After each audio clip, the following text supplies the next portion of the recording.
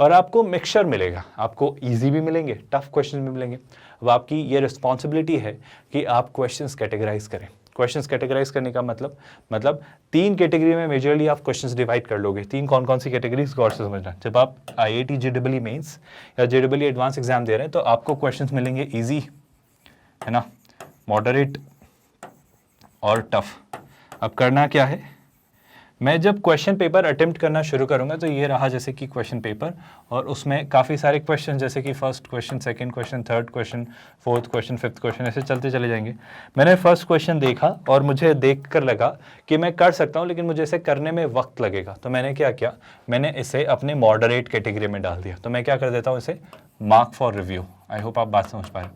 Mark for review मतलब मैंने उस पर मार्क लगा दिया कि मुझे बाद में करना है, मुझे समझ आ गया, मैं कर लूंगा, लेकिन इसमें वक्त लगेगा। तो अभी मैं मॉडरेट लेवल के क्वेश्चंस नहीं कर रहा हूँ।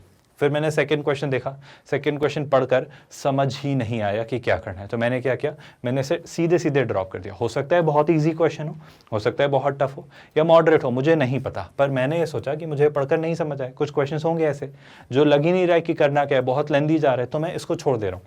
फिर मैं क्या कर रहा हूँ, थर्ड क्वेश्चन पे आ रहा हूँ।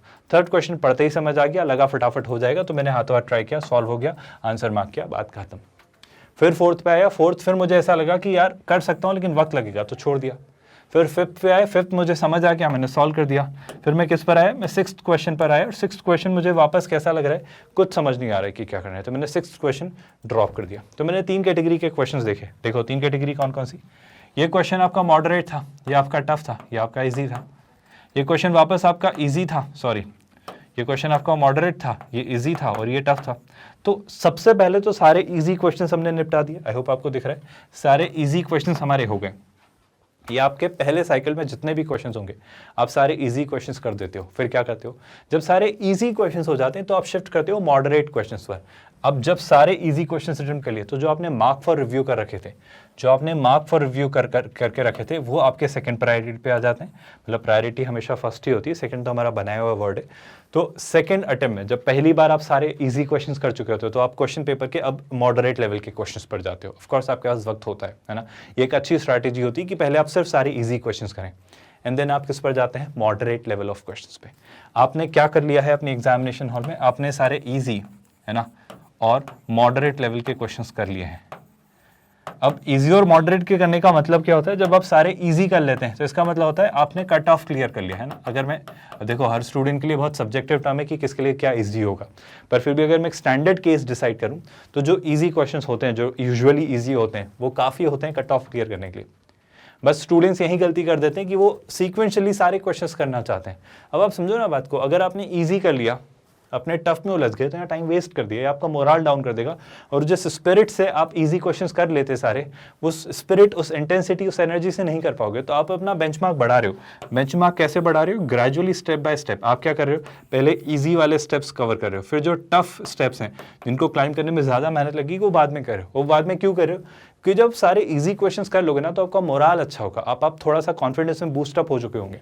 और जब आपने कट ऑफ क्लियर कर लिया तो आप कहाँ आ रहे हो, तो आप आ रहे हो मॉडरेट पर। और मॉडरेट क्लियर करने से आप कहाँ बढ़ा रहे हो, अब आप रैंक में जा रहे हो, अब आप अपनी रैंक इंप्रूव कर रहे हो। ग्रेजुअली रैंक इंप्रूव करते करते आप कहाँ जाएंगे भाई, जब आपकी रैंक बढ़ने लगी है, जब आप कट ऑफ क्लियर कर चुके हो और अब आप रैंक बढ़ा रहे हो, तो आप इसमें से जो जो टफ क्वेश्चंस जितने हो सकते हैं, जितने ज़्यादा बन सकते हैं, उतने टफ क्वेश्चंस ट्राई करते हो।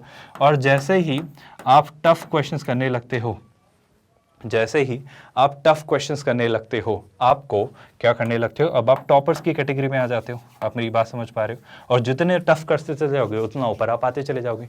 ये फिलॉसफी है। अब गलती ये है कि आप टफ से शुरू कर देते हो ये, और ये कर ही नहीं पाते हो। तो आप ना कट ऑफ क्लियर कर रहे हो, ना रैंक बढ़ा रहे हो, और आप टॉप करना चाह रहे हो। अब स्टेप बाय स्टेप चलो ना। आई होप आपको प्रोसेस समझ आ रही है, और यही तरीका सही है। और एक छोटी सी बात जिसको लेकर अक्सर स्टूडेंट्स कंफ्यूज्ड रहते हैं, आपको सबसे कम वक्त लगेगा केमिस्ट्री में, बहुत जल्दी आप उस पेपर को अटेम्प्ट कर लेंगे, तो यहाँ से बचाया हुआ टाइम, और ऑफ कोर्स फिजिक्स में moderately decent amount of time लगना है, तो केमिस्ट्री और फिजिक्स से जो टाइम आप बचाएंगे, मैक्सिमम टाइम आप कहाँ से बचाएंगे, केमिस्ट्री से। सबसे ज़्यादा टाइम आपको लगेगा मैथमेटिक्स में। सबको लगता है ना, मैथमेटिक्स के क्वेश्चंस लेंदी होते हैं और उनको करने में वक्त भी लगता है, तो जितना टाइम बचा सकते हो बचाओ, और वो यहाँ इन्वेस्ट करो। मैं नहीं नहीं कह रहा हूँ इनकी इंपॉर्टेंस कम है, इन्हें इक्वल इंपॉर्टेंस हो, उल्टा ये स्कोरिंग है। यहाँ पे ज़्यादा वक्त देकर भी कम स्कोर ला पाओगे, बजाय यहाँ पे अच्छा स्कोर ला सकते हो। पर यहाँ पर मेहनत करनी होगी क्योंकि आपको बैलेंस करनी होगी चीज़, है ना।